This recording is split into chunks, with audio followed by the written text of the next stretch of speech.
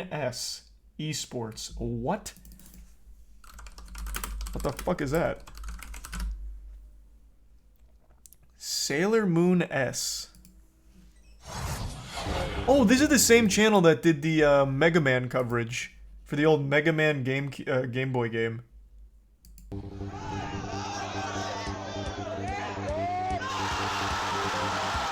The fighting game community is filled with small, passionate communities that have kept games alive years and even decades after their release. This seems like a big event. From Third Strike to Melee, games that long ago faded into obscurity or were replaced with new versions are kept alive by the fans who fell in love with them all those years ago, and the new converts they bring in all these years later.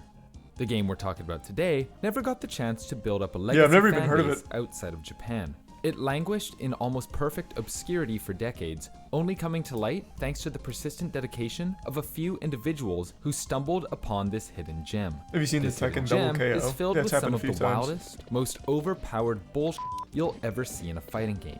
This is Sailor Moon S. It can't be more broken than Power Rangers Battle for the Grid. Every character has his touch of death. Released for the Super Famicom in 1994.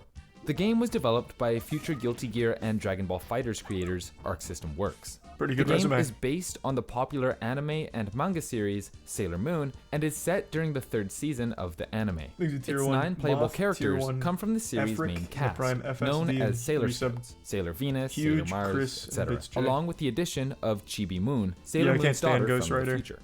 On its surface, was Sailor not a Moon fan of that S guy. looks like a standard fighting game, with typical Street Fighter-esque movement inputs and super moves which become available at low health.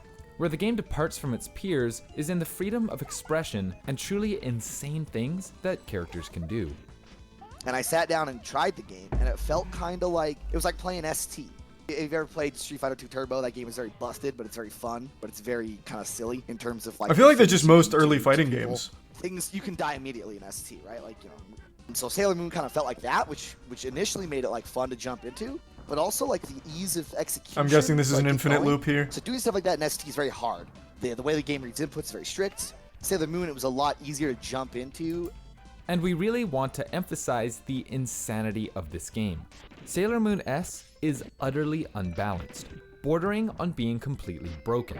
From overwhelming command grabs to unbalanced chip damage to 100% combos, there are a lot of mechanics That sounds just like simply Battle for the fly Grid. in any modern fighting game.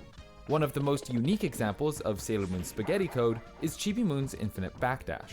By implementing frame-perfect inputs, she can cancel backdash into That's backdash, cool. into backdash, into backdash, into backdash, ad infinitum, and avoid all damage forever.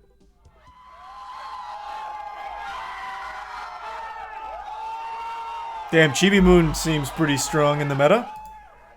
There are plenty of fighting games with crazy damage combos or broken mechanics, but what makes Sailor Moon S unique is its accessibility to newer players. More than most games of the time, Sailor Moon S has a very forgiving frame window to execute complicated inputs. Some moves, like that infinite backdash, do wholly require insulting. extremely precise timing. But compared to even many games that released well after it, Sailor Moon S allows newcomers to execute cool special moves that might be too difficult to execute in other games. It's a very brutal game. I won't sugarcoat it because you can make one mistake And die. against any Just of like the Battle for the characters and Grid. die. One thing Yep. that Sailor Moon teaches that I feel like a lot of fighting games, especially modern fighting games, don't teach you is patience and spatial awareness. If you make one mistake in Sailor Moon, you're dead. You learn not to make mistakes. So is this scene like alive, or is So I it feel just like a if really niche you're one? It's got to be super losing niche. a lot in other fighting games, this is a great game to pick up to learn not to lose in the manner that you're losing. Best Sailor Moon, like, period. Wait, that killed? Punish with the thumbs up. With no North American release, there wasn't much of an early scene for Sailor Moon S in Thanks, North Reset Brown. America. Some of the FGC Old Guard had no doubt traveled to Japan and experienced the game, but even in Japan, the game wasn't a smash success. Thanks, Reset. You Fortunately, were dank. Sailor Moon S had one person who would eventually be responsible for bringing the game overseas. I stumbled upon old videos from a Japanese Third Strike player named Koshun, who was also really big into the Sailor Moon S game. Thanks for your Sky Guy. Through YouTube, someone had ripped them from his Nico Nico channel and put them on YouTube. And I thought, oh, that's... I mean, the game seems cool. Sailor Moon game, and it looks pretty crazy. In the early 2010s, Missing Person was a fighting game player in St. Louis who occasionally traveled to locals, but spent a lot of time at home exploring fighting games. After coming across Koshun's video on Sailor Moon, he began digging into the game, keeping his findings to himself as sort of a secret personal project. However, years later, after let me see some of the combos. Let me see some of the infinites. Oh my god, I was at Evo. Her off. Nice. Catches with command throw. Uranus. Command throw is frame 1 though. He doesn't want to say anus. Huh? Nice. That's a punish, I believe. He just said Uranus. Yeah, pole vault is risky. Oh, it's overhead. Yep. Woof. Dash now or dash later. Dash now or dash later. Which is it? Oh, this character seems so strong. What the fuck? Oh, he's just doing the infinite. That's the actual infinite, but that's he was just doing it on block string. Yes, I mean, again, because of the free guard cancels. Yeah. You know, not a true block string like that. Okay. So also, maybe a fighting game I can do well at. Quickly there. That's not a dash. That is her super. Supers in this game happen when you have approximately 20% or less life, or when there's 10 seconds left on the clock. You have unlimited them, SNK style, and these two have two of the better supers in the game. It's a lose-lose game. One frame auto combos. Yeah, Pluto can actually use it as part of her block string and can repeat. Thanks for your sub boner. You can actually make an infinite with it too. Yes, but that takes very good execution. Yes, nice. That's a double. Whoa! This is drop to actually punish the pole vault. Okay, has to back out. Oh, you have a draw. Yes, nice. That's a double. Let's go! That's Sailor Moon S. Let's go! I'm very happy that people are actually going to come watch some Sailor Moon. This game is nuts. Oh man, I just wish I could show myself. Yeah, this game is kind of wacky. Yo, maybe I said. Is Pluto and Uranus just the top tiers? Oh no, here we go. Almost jump back into the beast salami. Nice. Neptune promoting her deli meats. Thanks for your sub Nord. It seems cool. Oh, okay. No punish. I like the idea. Also, it doesn't seem that busted. Like here, for comparison, let me show you Battle the Grid. I've only watched one tournament, and it was their biggest one. And every time someone would get touched, it was a 100-0 combo, pretty much, with nothing they could do. So they do have like a breakout mechanic where you go like yellow, like blinking yellow or orange, and you're supposed to fall out of combos, but it doesn't really work. So all it does is like avoid one of the attacks of the combo, but you can keep the string going forever.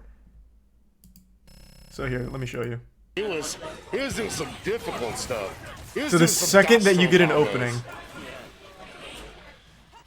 So this he's fucked. Like there's just nothing he can do. It's just always 100 to 0.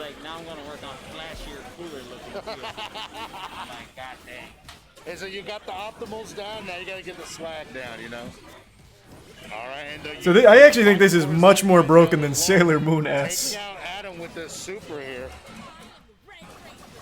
So now if he gets the first hit here, no, so he's fine for now. He's gotta go take two fresh characters. All Ryu with his busted assist was able to avoid that. You just need to find one opening and it's 100 to 0. The other guy can do the same to him. It's every fucking character pretty much. Sledge could not even do the light work. Oh no. It's just a game where you don't interact. A lot happening right now, Logan. Oh wow, was able to block all that? Yo, Jesus.